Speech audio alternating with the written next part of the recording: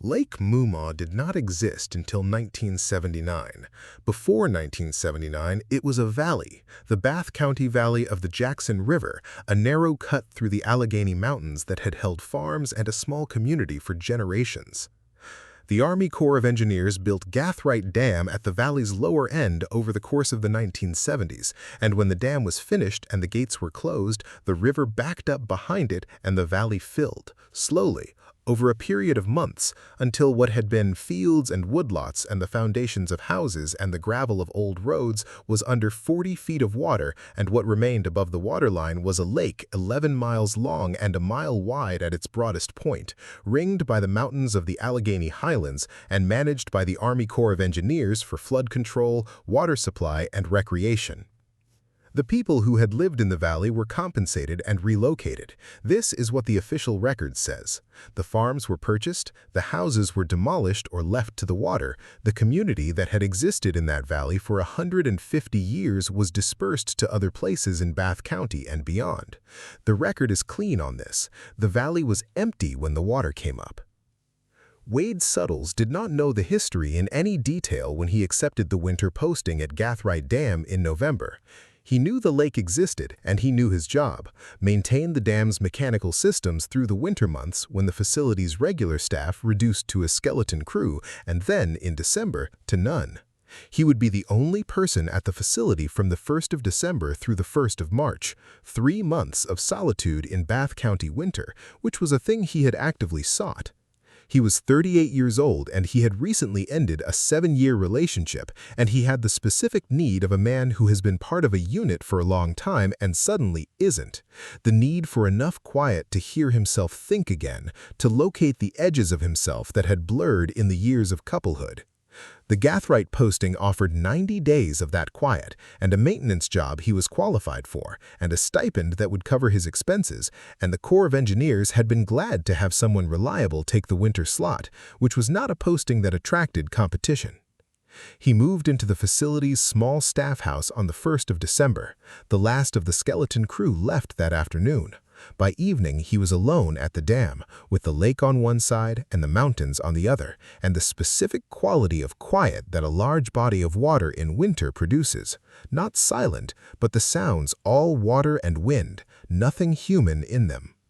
He cooked dinner and read and went to bed early and slept better than he had in months. He did not hear the radio that first night. He heard it the second.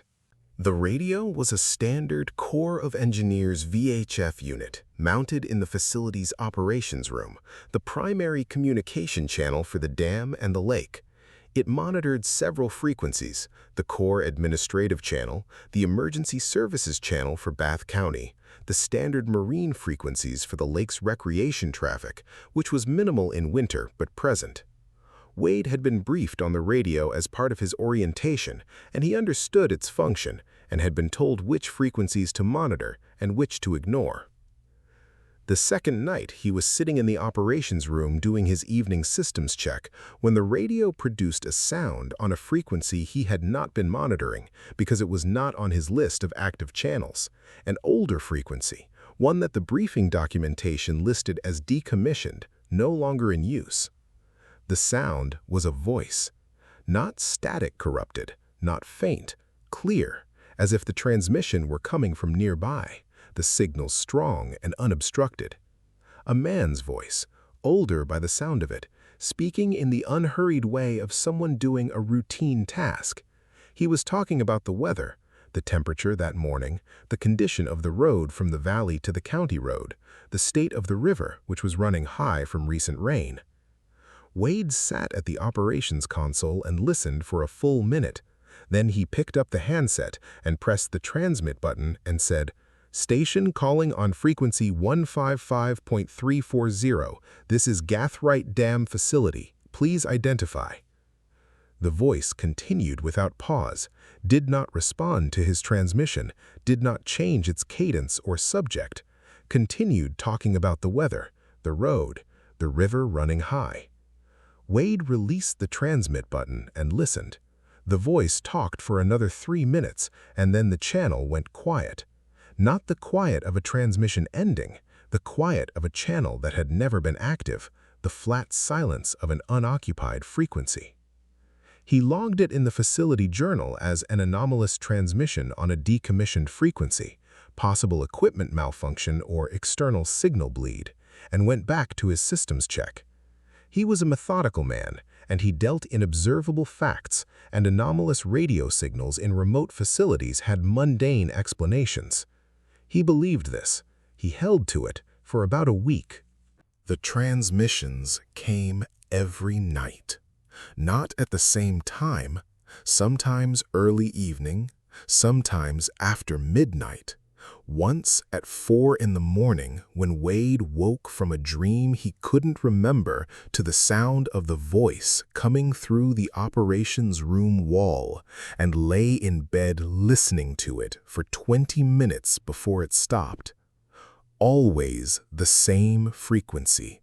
Always the same voice, or what he believed was the same voice, the same age and cadence and regional accent, the flat vowels and dropped final consonants of a man who had grown up in these mountains, always talking about the same range of subjects: weather, road conditions, the river, farm work, the details of days that sounded like the details of a working farm in a mountain valley.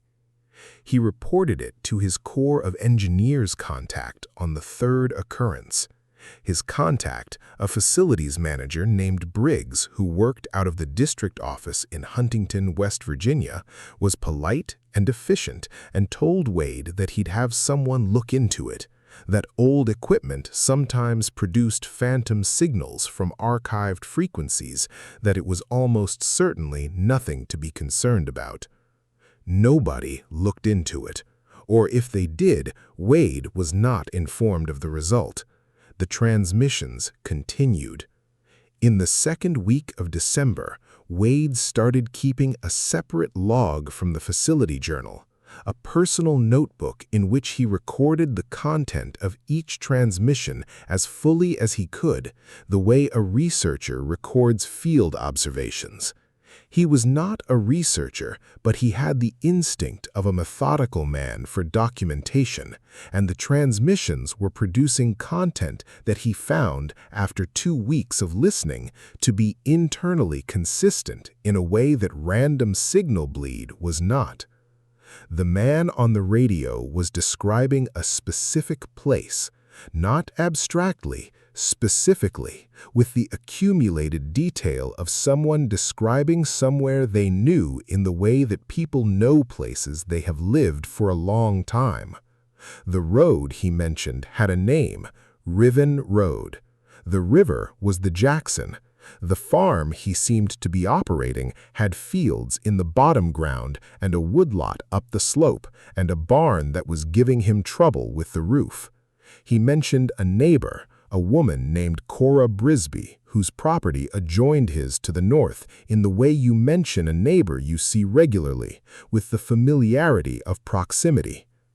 Spent an afternoon in the facility's reference library, a small room off the operations center that held maps and engineering documents and the historical record of the dam project.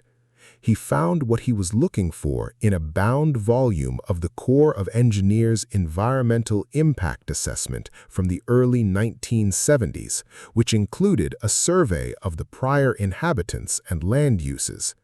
Riven Road had been a county-maintained road in the valley, running along the eastern bank of the Jackson River for approximately 4 miles. It had been decommissioned when the valley was purchased by the Corps in 1975 and was now under 40 feet of water. Cora Brisby had been a landowner in the valley. Her farm had been purchased by the Corps in 1976. She had been relocated to Warm Springs. The assessment noted her as one of the oldest residents of the valley at the time of the project, born 1901. The man on the radio was describing a valley that had been underwater since 1979. Wade sat with this for 3 days. He was a practical man, and he applied practical explanations methodically and discarded them methodically as they failed. Equipment malfunction producing coherent, internally consistent, historically accurate content over multiple weeks, not a credible explanation. External signal from another source accidentally occupying the frequency, possible, but the content, the specific valley, the specific road, the specific neighbor was not the kind of content that external signal bleed produced. Recording on a loop? He checked the facility's equipment thoroughly and found no recording system connected to the frequency, and the content of each transmission was different, responsive to the actual current weather conditions at the lake, not repeating. He was left with no explanation that his practical framework could accommodate, which put him in the position of either inventing an explanation or sitting with the absence of one. He chose the latter. He was experienced enough with his own limitations to know that inventing an explanation for something he didn't understand was not a productive use of his time. What he did instead was listen more carefully. In the third week of December, the voice began responding to him. Not directly, not answering his transmissions when he pressed the button and identified himself and asked questions, but the content of the transmissions began to include references that Wade could only account for by concluding that whoever was transmitting was aware of his presence at the dam. It started small. The man mentioned in the course of a transmission about the weather that the dam was quiet tonight. He said it the way you say something you can see from a window, matter-of-factly, observationally. The dam was not visible from any point in the valley that the man's descriptions placed him, because the valley was under 40 feet of water, and the dam was at the valley's lower end, and the geometry of the flooded terrain made the kind of line-of-sight observation he seemed to be describing impossible. 3 nights later, the man said in the middle of a transmission about road conditions, "The new fella up at the dam seems to be settling in." He said it in the same tone as everything else, not pointed, not threatening, simply noted, the way you note a new neighbor in a rural area where new neighbors were infrequent. Wade pressed the transmit button and said, "I can hear you. Can you hear me?" The man continued talking about road conditions. But the following night, at the end of a transmission about the river level, the man said, "I know you're listening," and then the channel went quiet. Wade called Briggs the following morning. He told him everything, the full content of the transmissions, the historical research he'd done, the references to his own presence at the dam. He told it in the flat, precise language of a man making a report, without interpretation or conclusion, just the observable facts in order. Briggs was quiet for a long time after Wade finished. Then he said, "Wade, I'm going to tell you something that isn't in the standard briefing for the winter posting, and I'm going to ask you to keep it between us." Wade said, "All right." "The Gathright winter posting has a high turnover rate," Briggs said, "not because of the isolation, which is what we tell candidates, because of the radio." He paused. "You're not the first person to report transmissions on 155.340. You're the 7th over the course of the dam's operational history. The first report was in 1981, 2 years after impoundment. What happened to the other 6? 5 of them requested reassignment before the end of their posting. 1 of them stayed the full winter." Another pause. "The one who stayed the full winter left the Corps after that posting, and we haven't had contact with him since. We have a last known address in Staunton." Wade looked out the operations room window at the lake. The December light was going flat and gray across the water, the mountains on the far shore dark against a low sky. He said, "What's in the valley, under the water?" Officially, nothing. The valley was cleared and purchased, and the structures were demolished or allowed to flood. That's in the record. And unofficially? Briggs was quiet for a moment. "The relocation of the valley's residents was not complete," he said. This is not in any document I can point you to. It's what the project manager told his successor, who told his successor, and it came to me the same way. There were residents of the valley who refused relocation. The Corps made the decision, and this decision was made above the project manager's level to proceed with impoundment on schedule. The quiet that followed this statement was the kind that has weight. "How many?" Wade said. "The number I was given was 4, 2 families. They had been in the valley for a long time, and they refused to leave, and the project proceeded." Wade looked out the lake, 11 miles of it, filling the valley from the dam to the mountains at the upper end, 40 feet deep in the channel, shallower at the edges. Somewhere under it, Riven Road. Somewhere under it, the farm with the troublesome barn roof, and the neighbor Cora Brisby to the north. The man on the radio. "I don't know," Briggs said. "I have never had an explanation for the radio. I only have the reports and the pattern of what happens to the people who hear it, which is that they leave or they don't come back from it." "Yes," Briggs said. Wade sat with this. "I'm not going to request reassignment." Briggs was quiet. "I want to finish the posting, but I need to understand something." He paused. "The valley. Is there any way it's still... Is there any possibility that it's not entirely flooded, that there's a section of it above the waterline that—" "No," Briggs said. "The survey is definitive. The valley is fully inundated, has been since 1979. Wade thanked him and ended the call. He went out to the dam wall and stood on it in the December cold and looked at the lake. The water was dark and still, and the mountains were dark above it, and the sky was the gray of a winter afternoon going toward evening. Somewhere below him, the Jackson River continued to flow, constrained now to the managed releases of the dam, the old channel buried under decades of sedimentation. He thought about what it meant for a man to refuse to leave a valley, and then for a valley to fill around him.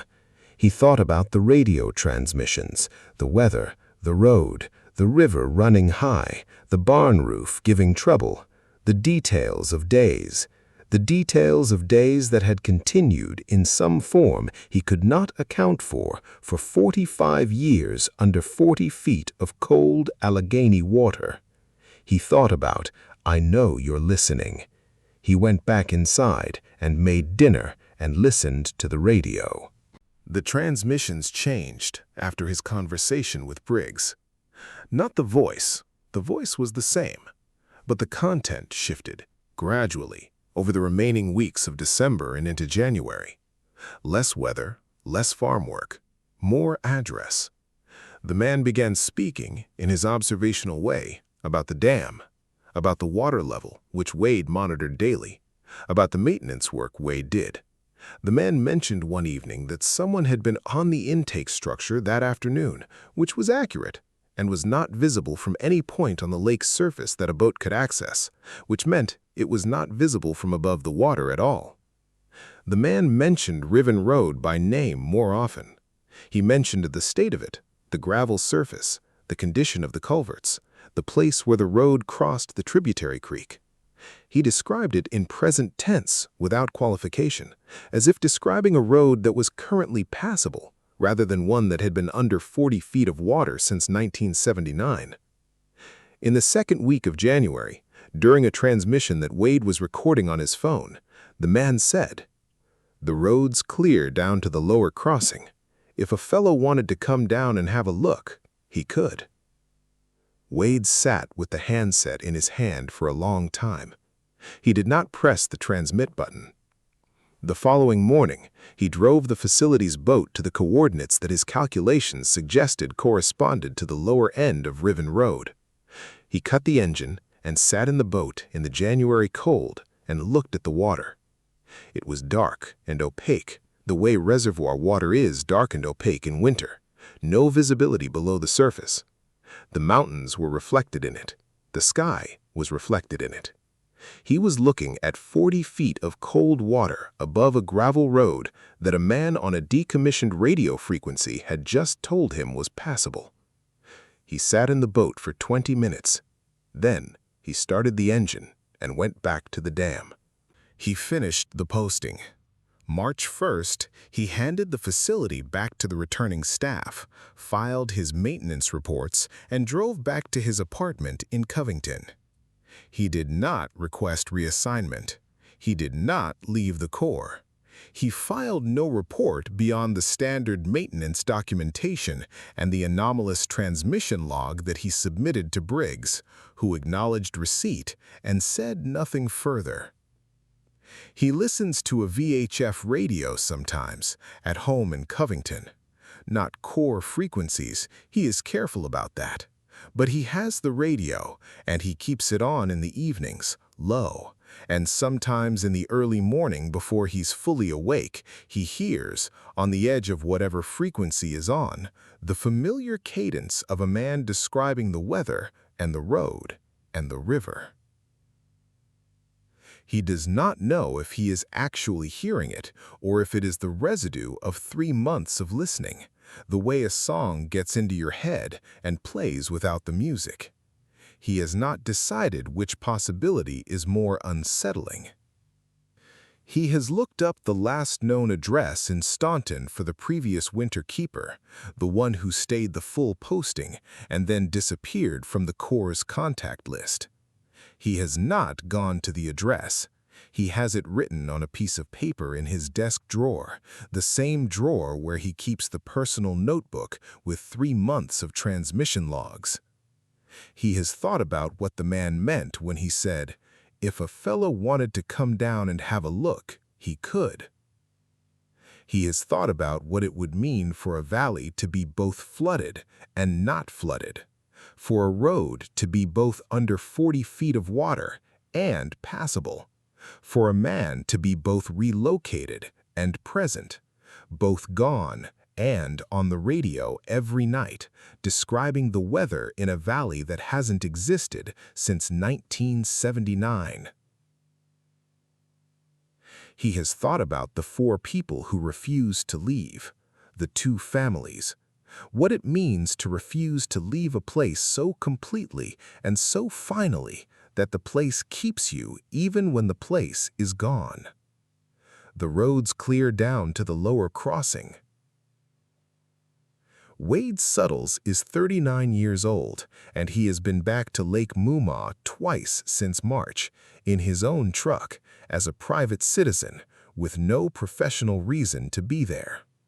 Both times he has stood on the dam wall and looked at the lake and listened to the wind off the Alleghenies and thought about Riven Road under 40 feet of dark water and the barn roof that was giving trouble and the neighbor to the north. He hasn't brought the radio. He hasn't decided yet whether that's wisdom or cowardice. He thinks about it on the drives home to Covington, with the dark mountains on either side of Route 220 and the winter sky above them, and the radio in the truck on a frequency that is not 155.340 and never will be. He thinks about it.